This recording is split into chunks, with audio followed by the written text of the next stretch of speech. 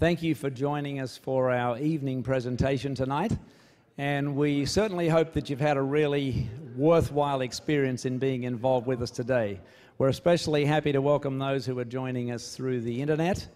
Thank you very much for being with us today, and we hope that you too enjoy the presentation tonight. A little bit about Jason Caston first. By his own definition, Jason is a strategy and technical guy. That's what he is. He doesn't consider himself to be a public speaker, even though he's going to do that for you tonight.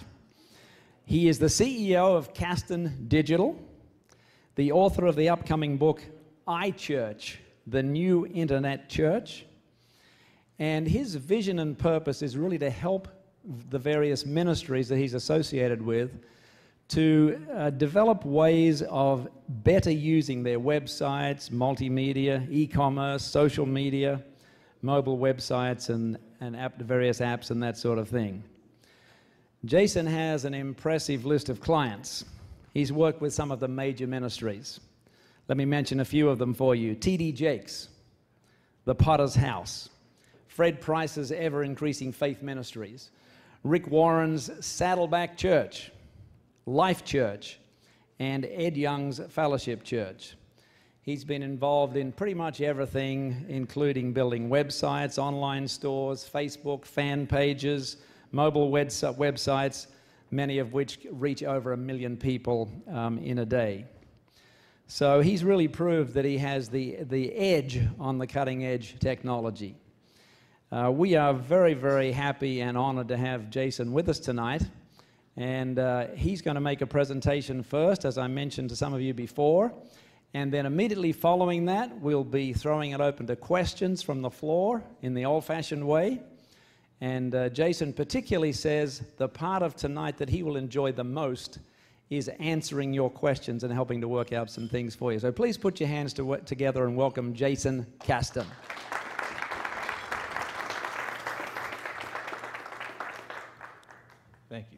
Thank you very much. All right, let's go ahead and get started. And again, the main focus of my presentation today is I'm going to talk a little bit and I'm going to explain some things to you and give you specifics about how to apply some of these social media techniques to your ministry. But what I want you to do is ask the questions and get the specific questions that you want answered, because I don't want anybody to leave out of here with feeling like their questions weren't answered, or the strategies that they learned today were not addressed as how you can use them specifically for your ministry, okay? Now, today, first and foremost, we learned quite a few things that we were looking at earlier today with a lot of different social media strategists came in, and they gave us a huge 30,000-foot view as far as how to use social media. And those presenters were definitely great, that what we saw today. But what I want to do is give you the specifics. As far as what I do, I'm the guy you call when you want to know why you should get into social media, as far as your strategy, how to get into social media, as far as what technologies to use, as far as the Facebook, the Twitters, the YouTubes, and then how to measure your results. You know, when you want to look at the analytics, did this work, and how should we try again in the future to make sure it works even better?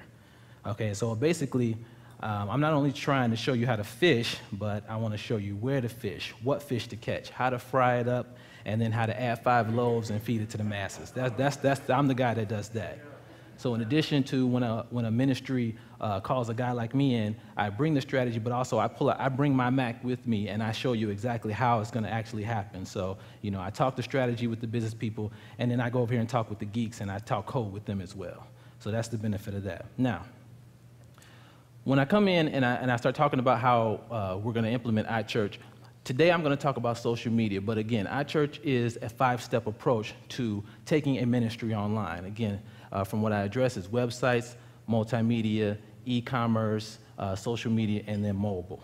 Okay, so today we're going to talk about social media, but again, iChurch, and when people think about internet church, it is more than just an online destination as far as where you go to watch a live sermon and donate. It's so much more to it. It's an entire strategy.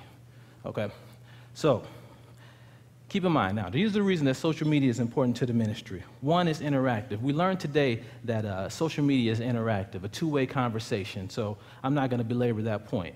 But we do know that social media is faster, immediate connection, immediate response. Okay, you can reach more people, farther reach, and also connect and access. You can connect with your congregation, your members, much quicker, as well as them connecting with you. In addition to social media, as well as any internet property that you have, it changes your reach from local to national to international. So now, instead of just thinking about how to impact, how to reach your local area, you have to think much more global, because that's the type of stuff that the social media impact does. Okay, so, and then also, when you're thinking about social media, most people think it's just, let's just set up a Facebook page. Let's just set up a Twitter page. Let's make sure we get the YouTube thing going. But you have to think about integrating social media into all aspects of your ministry. And by that I mean, when you set up those Facebooks and those YouTubes and those Twitters, you have to start putting that stuff on your bulletin, start putting that stuff in the letters that you send out, and all the marketing materials that you send out. You have to start integrating and putting social media onto that, as well as on your website. In addition to putting those little Facebook, pretty nice, blue Facebook icons at the bottom so people can click and go to your Facebook page, you have to put the like icons on there, so people, when they click on your page and say they like it, it goes to their stream, and then their average 150 friends that most Facebook users have, they can see in their stream that they like your page as well. So that now people start seeing, people that may not even have thought about coming to your website start seeing your website in their stream, and therefore they start coming to check out what it is that their friends who they trust really liked about your site, and therefore they start seeing the information that you have. That's the way that social media starts exponentially impacting people that you may not have thought you were trying to impact. You may have just thought you were putting up an article or a blog just to reach maybe just your members. But once it goes up on the internet and you add these social media aspects to it, you are now talking to a global international audience, and you have to keep that in mind. So now, let's get to specifics, okay, as far as what method, as far as what you should use to post when you're putting this stuff onto, we'll use Facebook, for example, but this is useful with Twitter as well. Okay, the number one type of content that is consumed in our social medias is video. Okay, so these are specifics. This is the type of stuff that when you're coming with your social media strategy, the number one thing you want to put out is video, because that's the most consumed. All right, number two is the links, and that's text with a link at the end of it, whether it be check out this page, or you want to put a page or one of your websites out onto a social media. You put a little bit of information, a little bit of text, and put a link to it at the end. That's the number two thing that's consumed in social media. Number three is regular status text update with your Twitter status update or your Facebook status update. Number four is photos. Now, Facebook has quickly become the number one picture site on the internet. Okay, everything that's happening goes right up on Facebook. People take a picture of it, it happens right up on Facebook. A lot of breaking news between Facebook and Twitter happens, before main news outlets get it. Okay. Next, lastly, is questions or polls. Now, this is a feature. Facebook specifically embraced this feature where they have a new feature called questions. And with this feature, you can ask a question and get immediate response. It's similar to the polls that we've been seeing all day today. But this stuff happens on Facebook to where you can ask a question and see immediate response from your friends. But the further reach of this is, as your friends answer the questions, their friends see that question in their stream. And then as they answer, then their friends see it. So you might be asking a question that you were just trying to ask your friends, but that question in turn will be seen by multitudes and multitudes. Again, you have to think much bigger when you put stuff out into these social networks, that as far your reach can go.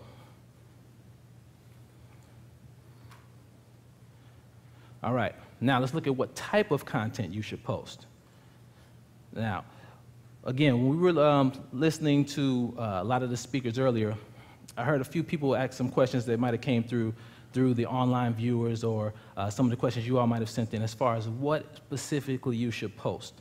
Now, with the ministries that I've worked with, here are the things that we've seen, and this is just a small list as far as what you could start off posting, as far as to start building your audience. For example, daily inspiration. Every day, everybody wants some type of inspiration to start their day off. So that's definitely something that you could start off as far as to get the interaction going and start building the conversation of the day based on what your ministry or your pastor has as daily inspiration. If your pastor has some type of daily calendar or daily motivational book or something like that. You can use that and post something to start off each day to get the conversation going on your Facebook fan page for your ministry or your Twitter account. Next would be weekly events at the church or on TV or on radio. You have a variety of things that are going on at your ministry that you can put out via Facebook, and these are specific things. The whole point that I wanted to get across with this today is to give you specifics to give you exactly a strategy to walk out of here of exactly what you can start doing as soon as you get back to your ministry and to start utilizing the stuff that you learned today. And here are some specifics.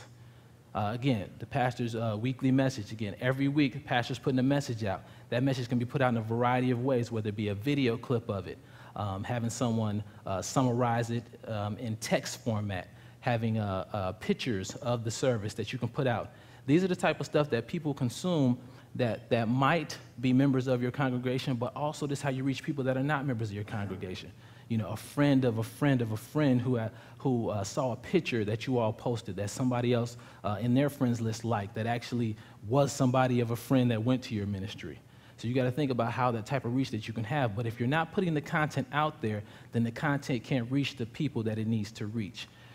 We all know that our ministries have the solution to a lot of people's life problems. We have a lot of the information and a lot of the content that will help people live on a higher level and help them overcome in life, but we have to put that content out there. We can't continue to hope that they come and seek out the content from us. They may not even know they're lost, but if we put this information out them and get it to them where they're at, then we start helping them. And then once we reach them where they're at, then we bring them to where they need to be. And that's the benefit of stuff like social media. Continuing on stuff like products, and then pastors' leadership, pastoral leadership, and leadership updates, whether it be video or blogs.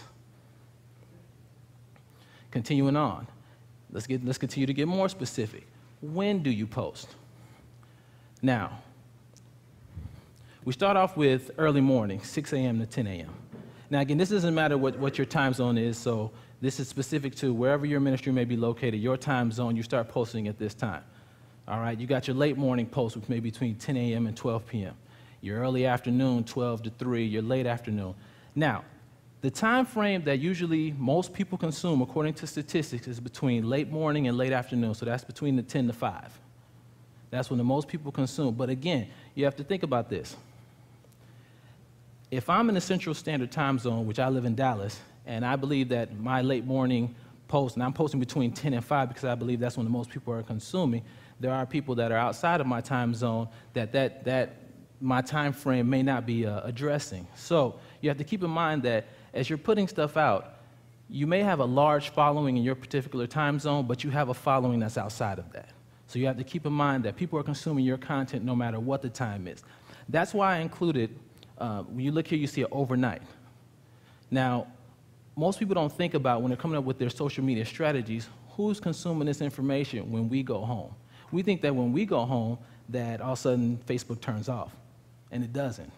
People are consuming information all the time from anywhere and everywhere. So you have to continue to put this information out. And again, I'm not saying that you have to keep somebody on staff that stays all night and monitors your Facebook page. No, I would tell you about some tools that you're able to push out information and so on and so forth and schedule it to go in these late night runs. But keep in mind, though, that this strategy is 24 hours a day, 7 days a week. You have to keep getting this information out because somebody's going to need it at 2 a.m. when you're asleep, but when they're having the hardest time of their life. They're going to need the information that you know that you have, that your ministry can push out to them. And if you make it available via your social media network, they can get to it when they need it.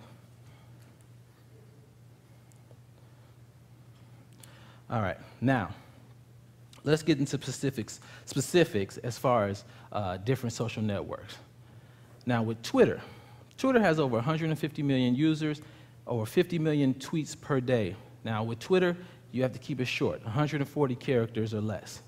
That was the whole benefit of Twitter. When they came up with Twitter, they wanted to have short messages, and also they wanted to make sure that it could be sent via text. So they came up with 140 characters, and that was the whole premise behind as far as them choosing how long their messages could be. Now, once you set up your Twitter page, which I've worked with some ministries, and as soon as their Twitter page goes up, they think that all of a sudden people are supposed to just come to it just because they set it up. It's supposed to just magically, people are supposed to magically start following it, and that's not the case.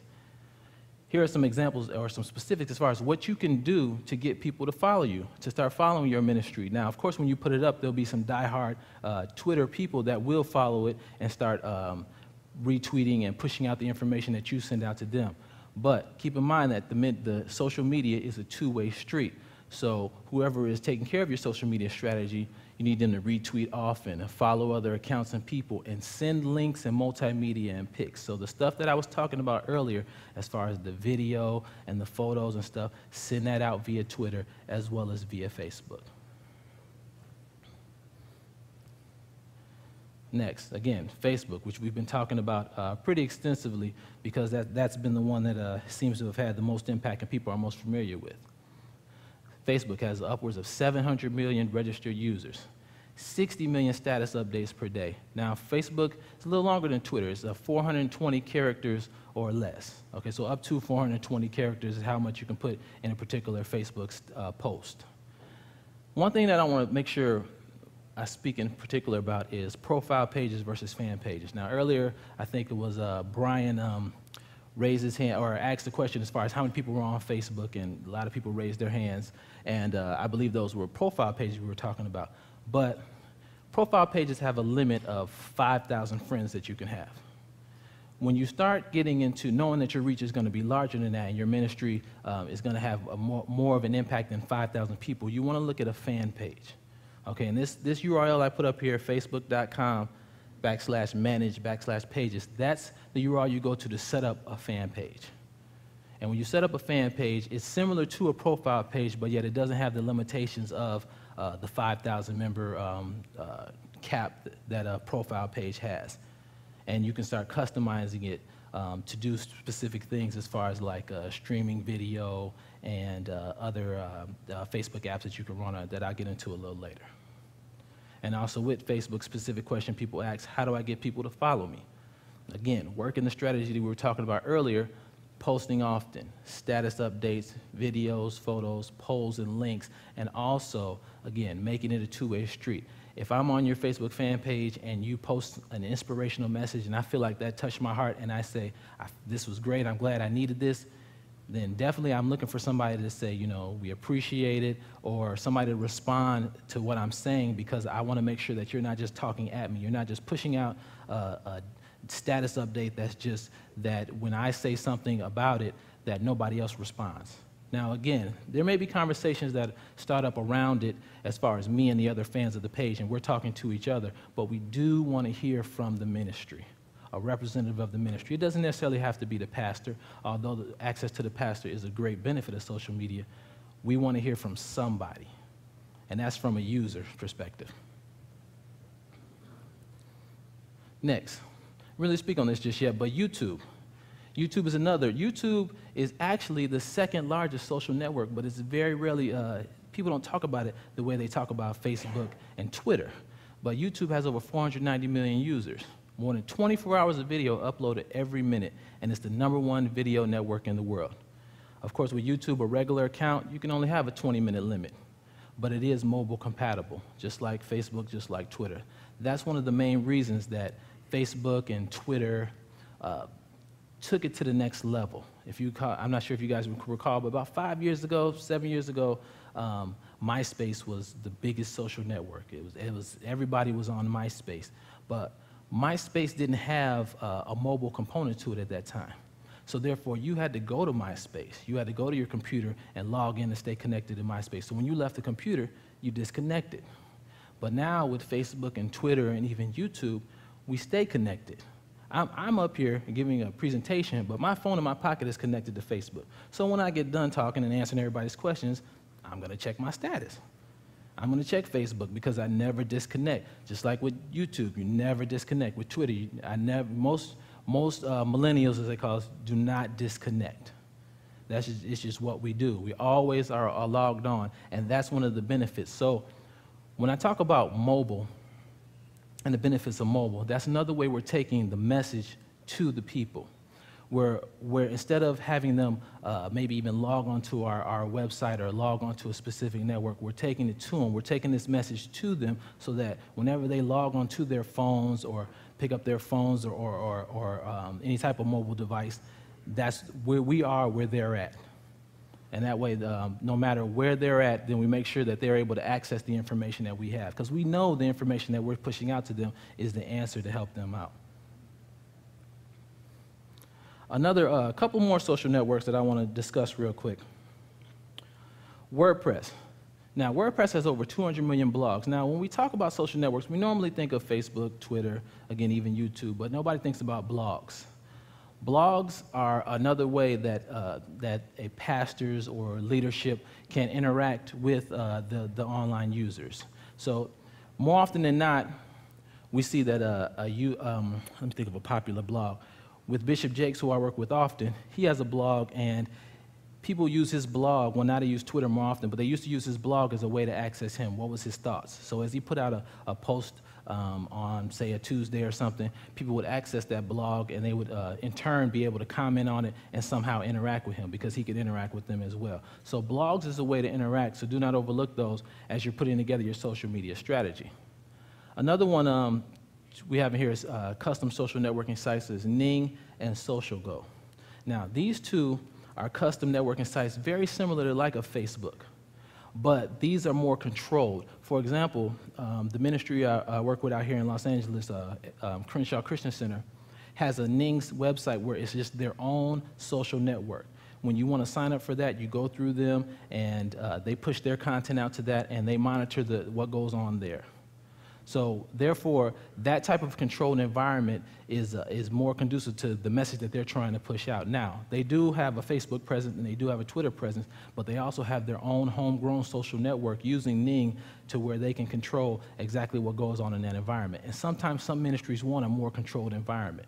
So they may not want to jump into a Facebook or a Twitter just yet, but they still want to have a social media network that their members can interact on, and maybe even outside partners can interact on as well. And that's when you look at a Ning or a SocialGo. So keep that in mind as well. Now, we've talked about that, but let's look at what's coming next. Because as I'm laying out these strategies for you, as far as these social media, I want to give you an idea of what's coming next as far as in terms of technology.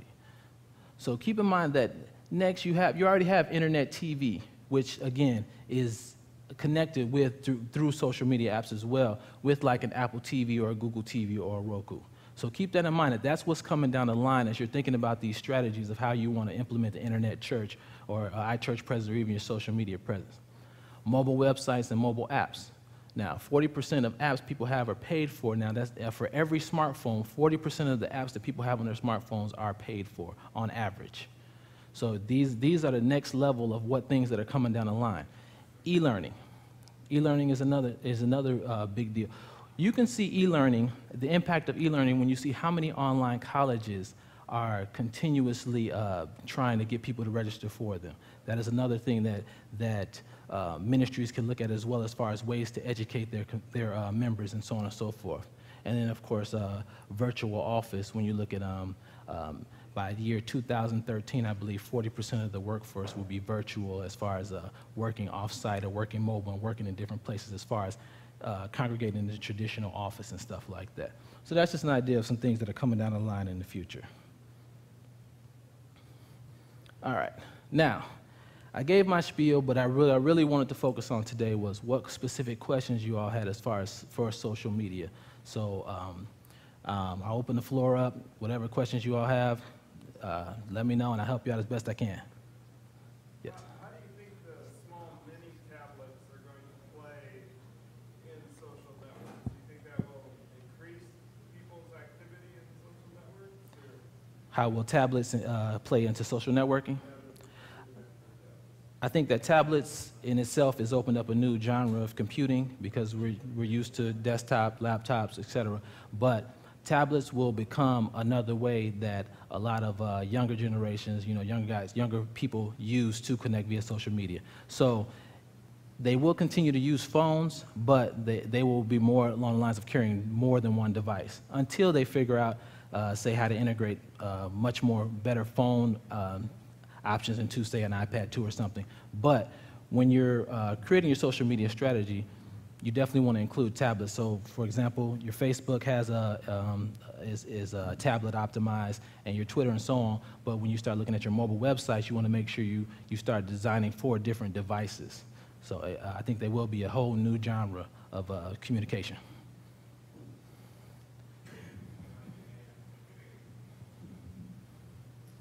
I'm in fundraising, and of course, use of social media is enormously important. Mm-hmm. But one of the things that research has discovered in, let's say, the last year is that really a mix of media is the best way to go. For example, I travel a lot, and maybe in a hotel I have to pay $20 for 24 hours. I'm not going to be getting on Twitter. I'm going to do my work. So are there any studies on, let's say, demographics, personality types, thinking styles? Who prefers what medium in the setting that you're talking about? What's the best way to know how you're going to reach the most people, or do you just try to cover as many bases as possible? Oh, definitely. The latter is what you do. You cast a net with as many technologies that you can budget for. So, for example, with Facebook, again, it's not just a young person's type of network. So you do have older generations that are on there as well. But you do still have some generations that prefer printed media. You do have some that prefer, traditional media. So you have to cast a net as big as your budget can allow. So when you're trying to make sure you're reaching as many as possible. Now, the thing is, though, as we've seen today from the different speakers that have been up here, internet does cast a huge net, but radio and TV still have, very good footholds as far as it's using as marketing tools and ways to reach the masses. So you basically, when you have this combined strategy, you'll be able to reach as many people as possible. But again, to answer your question, it is the latter. As many tools as you can put out there, you'll reach as many people. People are picky, so they want what they want in the way they want it. My question is regarding a cyber church. I've been dreaming of having a cyber church for a long time, where the Yes. kids can actually attend church on the internet. Yes. So I want to know first if you have experience with actual meeting places on the internet, where they're not just accessing data like the one you just presented, but they're all meeting together at one point and giving feedback. Like when we watch a soccer game and we have a feed line and everybody's commenting on it and we're all watching it together. Mm-hmm. I want to know if you have experience of doing cyber church that way. And second, what would be the best venue? Do we have to have a fan page and stream this service, or is there another place where they can comment back and forth and we actually can have church service on the internet? Okay, well, as first as do I have experience with it, yeah, I've set up online churches. Most of the online churches I've set up have been additions to the traditional church. So, for example, I'll use with TD Jakes, we are currently setting up an online church. So I can tell you some of the things we're looking at that answer what you're asking. We set up a multifaceted approach in that we use Facebook fan page because we have so many people there, and we have a way that you can access the church from there. We also have a page that is specifically dedicated to internet church. So we have a page on the website where people can come and congregate as well. What we do is depending on the way you come in, because Facebook is so huge, or the traditional way, we make sure that you're still getting to the same spot. So basically, Facebook is a window to the web page where the internet church is located. Okay, so, and also, what we do there is we do have different ways of interacting, whether it be chat or groups or, and of course, integrating multimedia and stuff like that. But we do have different ways for people to interact so that they feel like they can get, you can get everything you can get. We try to give them everything they can get in a traditional church, except for, of course, the laying of hands. We try and give them everything we can online. So that is our approach. Now, again, since the internet church or iChurch is such a new concept, it is trial and error because there is no model out there. We're basically building the model that we want to see. You're I guess one of my questions was, you're always duplicating an ongoing church service, or do you ever have a service by itself on the internet that it doesn't have an actual physical location, that becomes a church without walls? Oh, right now we build it around the actual church service. Now, where we're going is exactly what you're saying, where you will have a specific service dedicated to, which could be in a room with the cameras, and it would be dedicated just to the internet audience. But we don't have the audience yet to facilitate that. So once we get the audience large enough to facilitate that, it will be just like a satellite campus. I have found Twitter to be an extremely valuable tool, especially for noticing what trends people are talking about at any given moment, Yes. and whether they're mentioning your specific ministry or church. The question I have to ask you about Twitter is, one of the ways to get around the 140 character limit is to use Twitter shorthand. Mm-hmm. Do you recommend that a established ministry do that? I mean, when you read Twitter tweets from individuals who are very schooled in it, it's almost like you're reading hieroglyphics.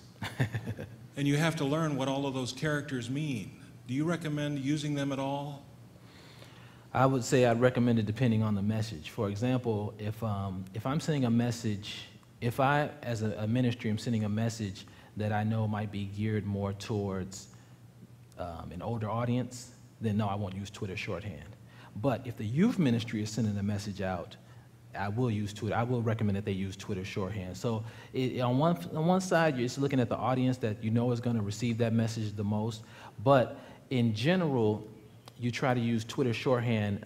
You try and have a good mixture of it. So you don't want to put a whole message out there that's written in just single letters to represent words. But because everybody familiar with Twitter knows you only have 140 characters, you definitely can get away with taking shortcuts. So basically, you want to try and find the fine line, which I would say 50-50.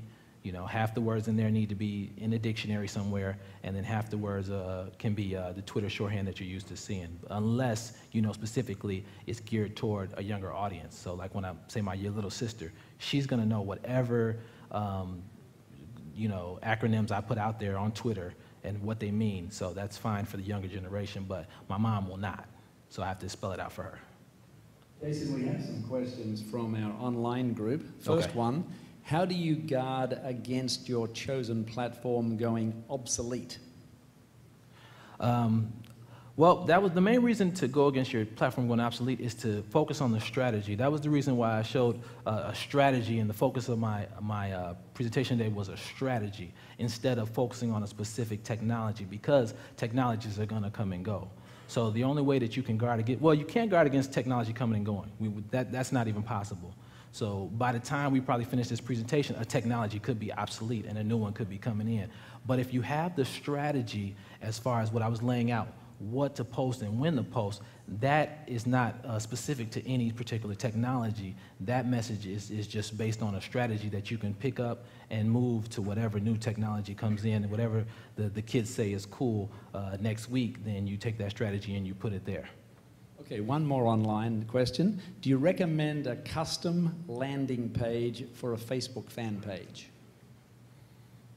Absolutely, yes. I recommend that when you get into custom tabs on Facebook fan pages, I definitely recommend them, because the conversions percentage that they have is much higher, as opposed to when people come to your page and just see the wall. That's something that they see all the time, whether it be their page or their stream or what have you. But if you have a custom landing page where you're specifically welcoming them to your page using video, definitely use video, definitely using particular content and particular text that you're welcoming them to your page, and making it somewhat interactive as well. That way you get a much higher conversion, because you're pulling them in, and once you actually pull them into your page, then of course you can start letting them see the content that you have that you know will help them in their walk. Thank you for your presentation. My question relates to ask your comments on the integration of media in establishing a brand. Your examples of T.D. Jakes, for instance, and this huge success you've had in establishing friend lists for his ministry. However, T.D. Jakes had and has a very strong television ministry. Mm-hmm. He has a very strong publishing ministry. He's a very well-known public speaker. Yes. So, and has traveled widely. Mm-hmm. My question is, when you look at the success that God has blessed you with in establishing the impact of the social media friend list of T.D. Jakes, Mm-hmm. how do you see the interrelationship of the various medias that have all contributed? Because what we've heard here today has primarily focused on social media. But what about the integration of all of the media in order to build the brand of a particular person? Oh, okay. Well, the integration of all the media is what led to the exponential growth. T.D. Jakes has had significant success in a variety of things, but prior to me working with them, he had a lot of success, but for some reason he didn't have social media success. Now, this strategy that I laid out to you all definitely played a role in him getting a presence in the social media atmosphere. But in addition to utilizing the strategy that I just showed you all, the other aspects, which I was talking about with the print media and his TV ministry and other avenues that he has, they started to put the social media information onto those, the Facebook page, the Twitter page, and the other social media aspects that he has. They started to put those on there, so when people saw that on there, then they started to congregate towards the Facebook page. But one thing that I will say is, I have been asked before, you know, because of T.D. Jakes' amount of success, is that the reason that led to his exponential growth on the Facebook? And to that I say, prior to me getting there, I had been watching Jakes for a while, and he had a lot of successes. But when I looked for him on Facebook, there was at least 10 imposter pages, and the page that they did have, I did not know was affiliated with the ministry. So what I did was, when I came and implemented this strategy that I was just laid out here to you all, and again, with the integration of the other marketing materials, then he started to see explosive growth in the social media aspect. So it wasn't his successes on the outside that contributed to his Facebook success. It was, or Twitter as well, it was this strategy that we laid out as far as a well-calculated strategy, and to making sure that we put this information out and gave people access to him via Facebook and via Twitter, and that's when people started responding in this particular avenue, because he already had success in the other areas, but he wasn't having success in this area. So it was the strategy that worked, and not so much as everything else, but everything else played its part. Yes. Yes, imagine the case of a local church, Mm-hmm. right? They have the typical church website, Mm-hmm. then they have a page on Facebook, and a YouTube account, Mm-hmm.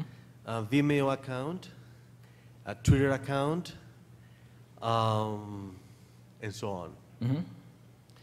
Now there is the service time, you live stream the service. Mm-hmm.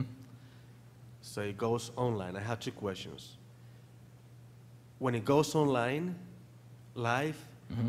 where do you put the main window? Do you put it on, do you embed it on the church side? Or do you go into Facebook and you add a tab when you can do the Ustream tab, you know, the whole thing? Yes. So there are two places going at the same time. Mm-hmm. And then once the live stream is gone, and what you do with the recorded Yeah, the thing, archive. Mm-hmm. the archive, you put it on Vimeo, but then what do? Do you put a link to the Vimeo account, or actually you upload it to Facebook, or you upload it to the website? What do you do with all that content and so many accounts, and do we get people going to just one place, like a hub place, or what do you do? The question, I guess it would depend on, when you have people on your website, besides watching the service, what else are they doing? for example, with ministries that I've worked with, when people are watching the service, they want to have some type of donation module there. They might want to have some type of module that has showing other events that are going on, where they have little banners and stuff like that. Or they might just want to have a chat module. So the thing is, besides watching it, what else do you have going on? If you have nothing going on, then you can push it out to wherever. Put it on your website, and then put a tab in Facebook as well, so that they can watch it anywhere, because that's all you want them to do is watch it. But if you have other things going on, say a donation module, banners, or et cetera, that I talked about, or chat module because you want to interact with them, then you might put it to where you link back from Facebook to your site, because you want to pull everybody to your site. So through Twitter, you tell them our service has just went live with a link to your site to get them back, funnel them back to your site, and then you can interact with them, as well as push out to them whatever content you might want to push out, or inform them of whatever events you have. So the question is, what else do you want them to do besides that? Now, if you're looking at a full internet church experience, when we're in service, the services I've been in addition to watching the actual pastor speak, I also do give my tithes. So therefore, when I do it online, I want to see somewhere where I can give, if, you know, as well as also, if I'm looking at the bulletin, I see advertisements. So I want to see what's going on as well on the side as well. So it depends on what type of overall experience you want them to have, and then that's where you figure out where you want them to go.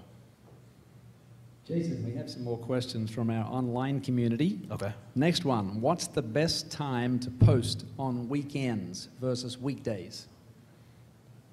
Again, that would depend on your audience. Now, what I've noticed on the weekends, again, the peak time is normally, depending on your time zone, it stays the same between 10 and 5 or 10 and 3. But again, if you have a audience, and you can look in your Facebook page stats and see where your audience is located by city. If you have an audience that's in different cities and different states, or is international, it doesn't matter when you post. You always have people looking at it, whether it's the weekday or the weekend. See, the thing is, with what we are conditioned to think sometimes is because we're at work, or during the week we may be at work and we're looking at Facebook a lot while we're at work. A lot of people don't have the same habits that we have. So we don't want to get wrapped up into thinking that everybody is doing exactly what we're doing. People look at their phone. They take Facebook with them anywhere on their phone, so they can look at your stuff no matter where they're at, no matter what they're doing. So viewing habits, there is a peak time, statistically 10 to 3 throughout the day, depending on your time zone. But again, Facebook is always on and people are always viewing. Thank you. And here's another one from our internet or online community. Mm-hmm. As a large national organization, what should we do about net neutrality? Wow, net neutrality, yeah, that's a major, major issue.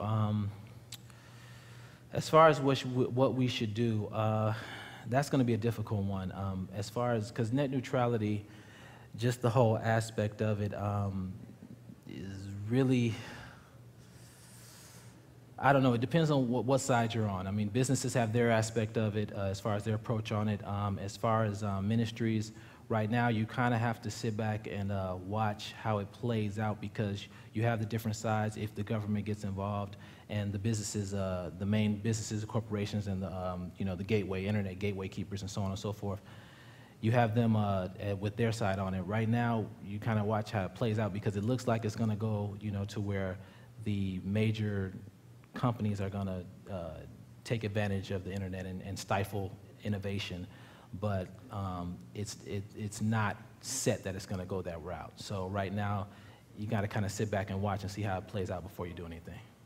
Thank you. Again, from our online community, is RSS dead? Will Facebook kill blogs? And can you be sued for stuff you post on Facebook? Okay, one, is RSS dead? No, RSS is not dead. RSS and blogs are still going strong. They're just not the poster child anymore. They were the apple of the eye, or as my mom says, the bee's knees a while ago, but Facebook is much more prevalent as far as pushing information out. But when you start to become focused on a particular type of information, you can pull it. RSS is a much better way to pull it, although you can pull it from, through your Facebook stream as well. And then, what's the last question? Oh, can you get sued? Facebook kill blogs. Oh, will the second Facebook kill one. blogs? Okay, no, Facebook will not kill blogs. Facebook and blogs can coexist. Now, the only way that Facebook could kill blogs is if, as people focus more on Facebook, then the people who write the blogs start to move away from that. Right now, statistics are showing that blogs are still going strong because WordPress is growing a lot, and WordPress is the #1 blog provider. So as long as WordPress continues to grow, then the blogging atmosphere continues to expand. And then the third question was, can you be sued? Can you be sued for stuff you post on Facebook? Can you be sued for stuff you post on Facebook? That's a very general question, but can you be sued for stuff that you post as far as linking to a particular site? No, you cannot be sued unless, you know what, you'd have to use your best judgment on that because that's such a broad question. If you're linking to a site that you know is shady, well, yeah, then, you know, yes, that's going to come back to bite you. So you would just have to use your best judgment on that, but you know which sites you're not supposed to be putting out on Facebook. That's pretty cut and dry. Okay, another one from David online. What does Jason feel is the best codec for posting video? The best codec for posting video, I like H.264, MP4 format. Okay, thank you. Another one online. What type of logo should a church ministry use for Facebook and Twitter? What type of logo? Whatever logo the ministry has. The logo for Facebook and Twitter is not so much as specific as it should be different from what the ministry normally uses. Now, the benefits you do have is how you can put it up on Facebook and Twitter. For example, on Twitter, you know, the logo, I think it's like 500 by 500 as far as the width and height, but also you can use the background to enhance the brand of your ministry with your Twitter background. Likewise, on Facebook, when you have a fan page, you can't really customize in terms of changing the colors and all that type of stuff in backgrounds, but the main image that you have can be 200 wide by 600 long, and you can do this long image that showcases all your brand or whatever other information you want to put when people come to your fan page. So utilizing that type of, that aspect of that long pane and that type of image of your logo will enhance your brand when people come to your page. That's the first thing they see. Okay, back to David again online. What is the most efficient way to upload video? In other words, once to YouTube for everything, or Vimeo, or Facebook, or where? Right now, I see a variety of as far as what's most efficient, I would say loading it up to one particular provider. I particularly prefer Vimeo, but that's my preference. YouTube is great. Loading up to Facebook is great. The ministries that I've seen use each of them. They use YouTube because YouTube has its own community around it. They use Vimeo because Vimeo has its own community around it, and likewise Facebook. So for the most exposure, you use all three. To do it the fastest, you use whichever one is 3 clicks away. So if you got YouTube already up, put it on YouTube and then, you know, go ahead about your business. But for the most exposure, and because, you know, you want to get that word out to as many people as possible, you should do all three. Okay, anyone else here got a question? I have one more online over there. Thank you. Please go ahead. Yeah, I'd just like you to explain what you meant by net neutrality. Net neutrality. I think I meant that right now when I read up on net neutrality and seeing what the corporations and I mean like AT&T and Verizon and the large providers, what they're doing as far as trying to throttle, you know, what you can do on the internet, how much you can use the internet and stuff like that, and as far as bandwidth and stuff like that, I see that they're trying to uneven the playing field, and when they do that, they stifle innovation. So that's what I meant as far as that.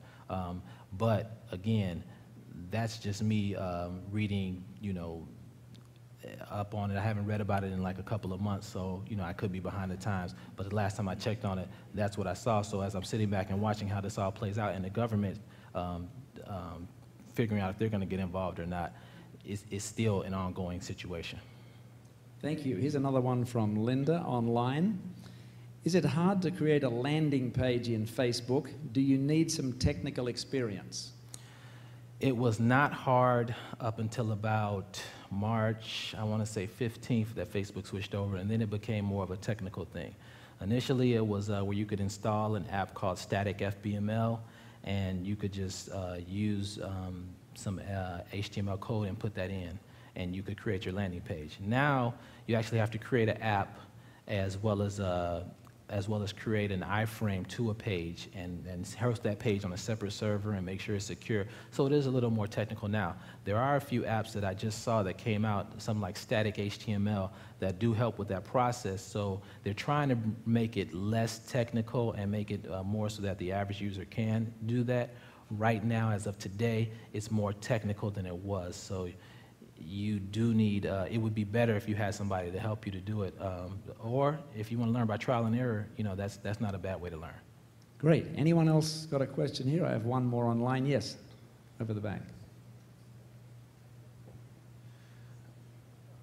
I am noticing a trend when it comes to websites. I'm noticing that more and more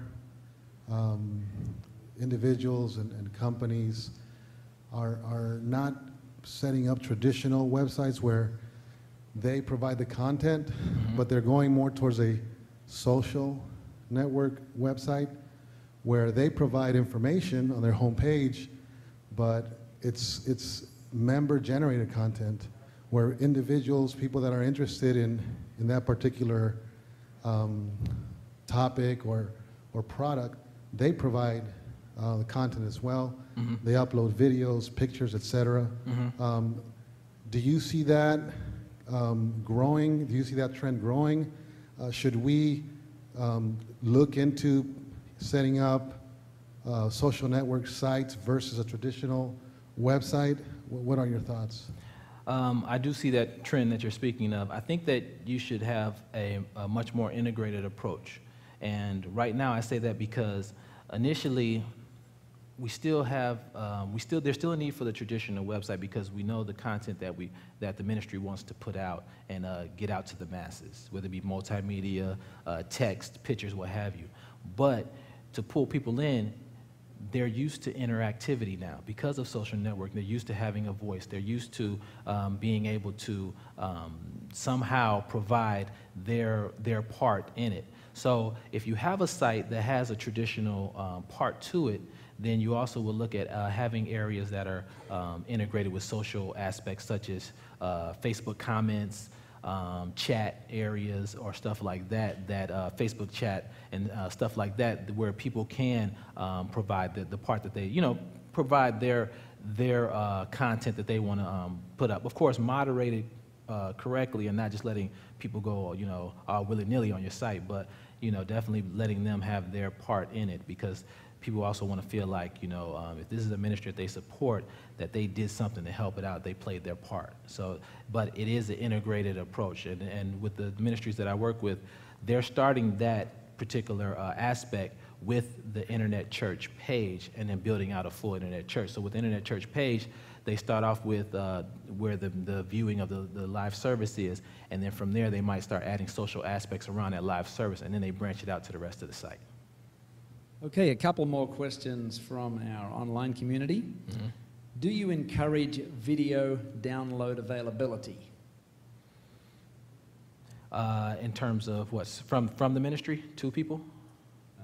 Or that's yes, just I'm not sure what the question means. Do you encourage video download availability?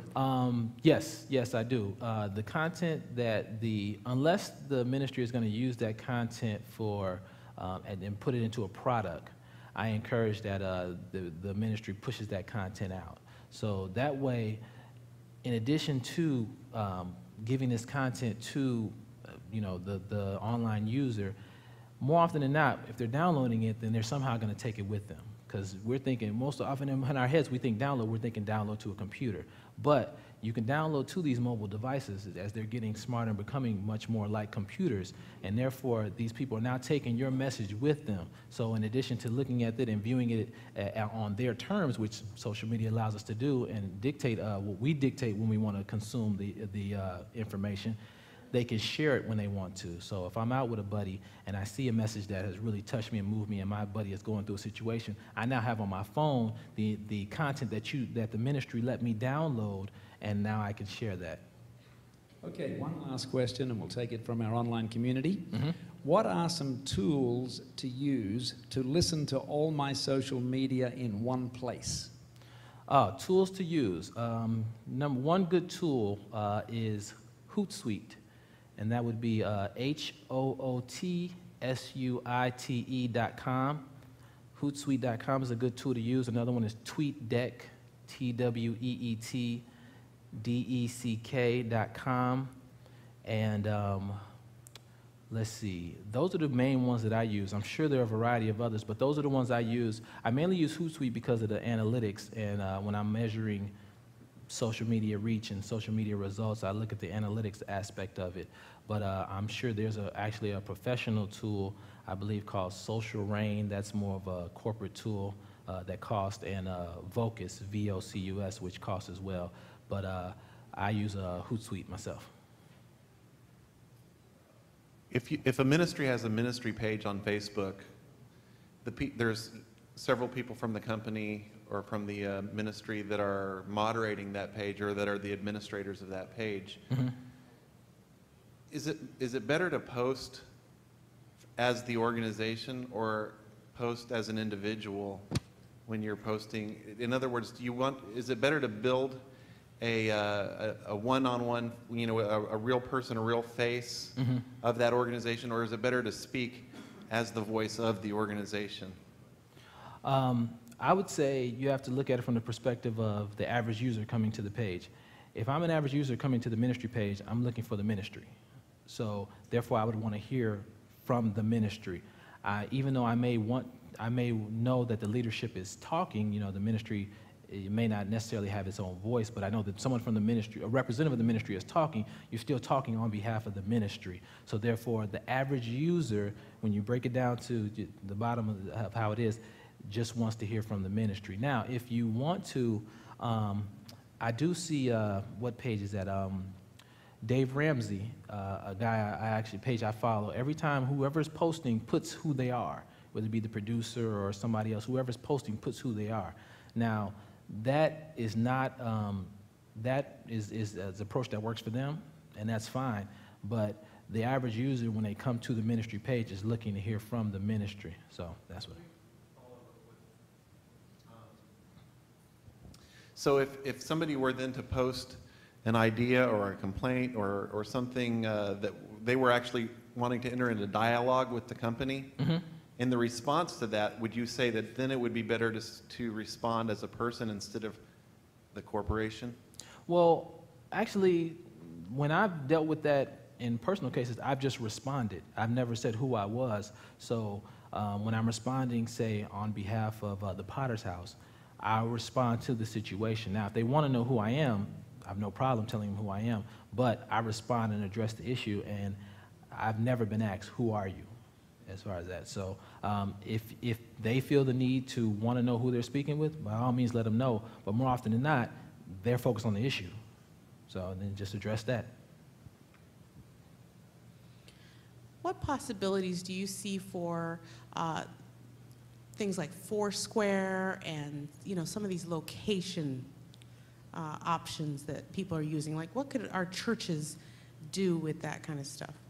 Foursquare is, and I think, what's another one, Gowalla, and even Facebook Places. Those are great opportunities, and as you're starting to see the younger, well, I wouldn't say younger generation, but you're starting to see more people embrace those technologies.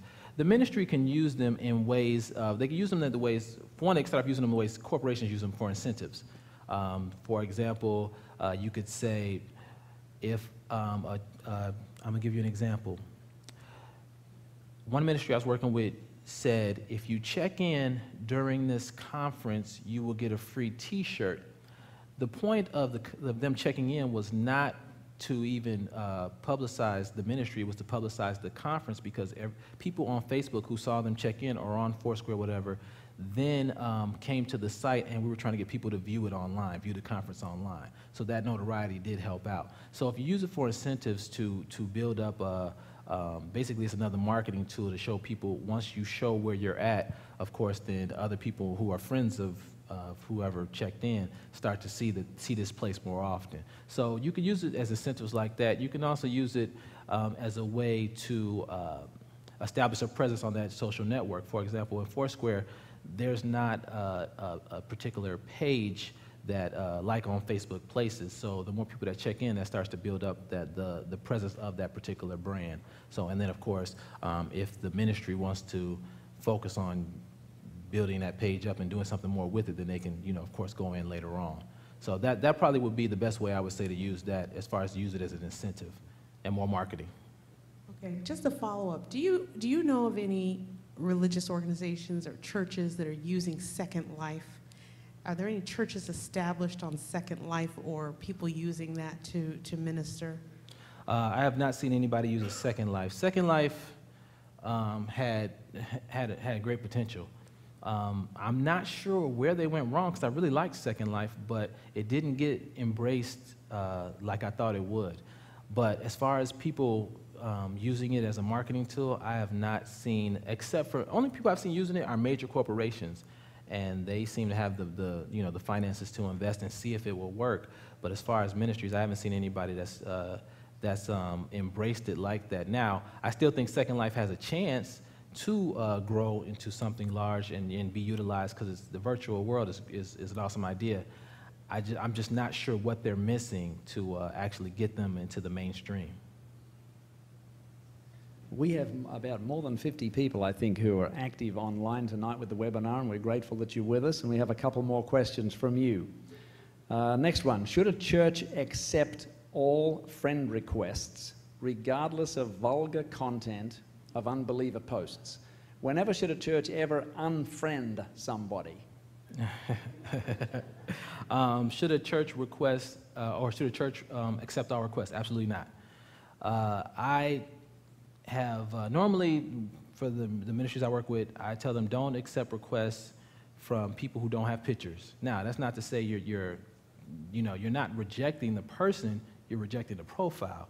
So the church has to make sure that they're protecting themselves, because even with questionable ones, what I've seen is, I have friends in my stream who, if one of their friends tags them in a picture that's, just not good picture, and some naked lady or something like that, everybody sees that.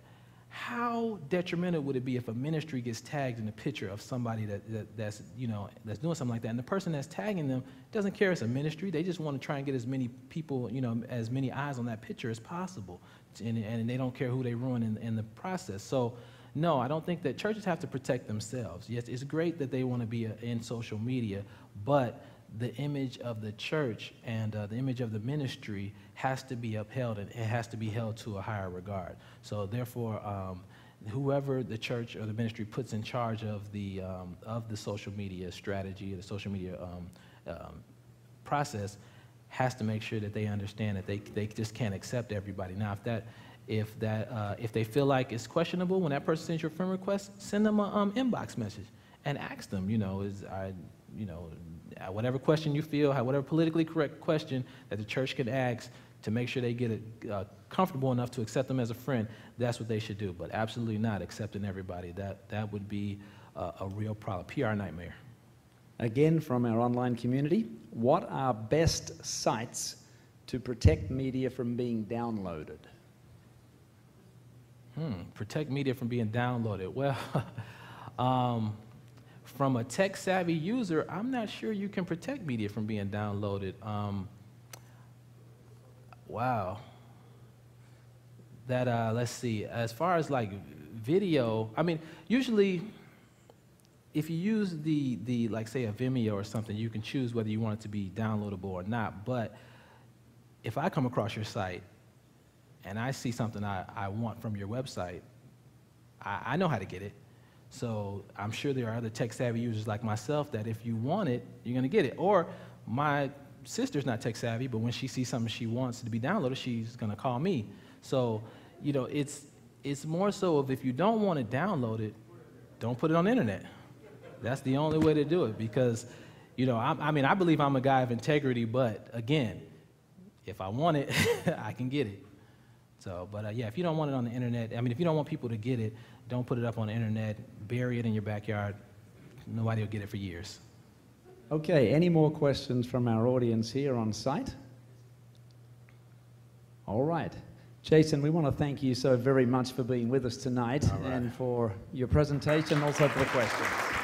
Thank you.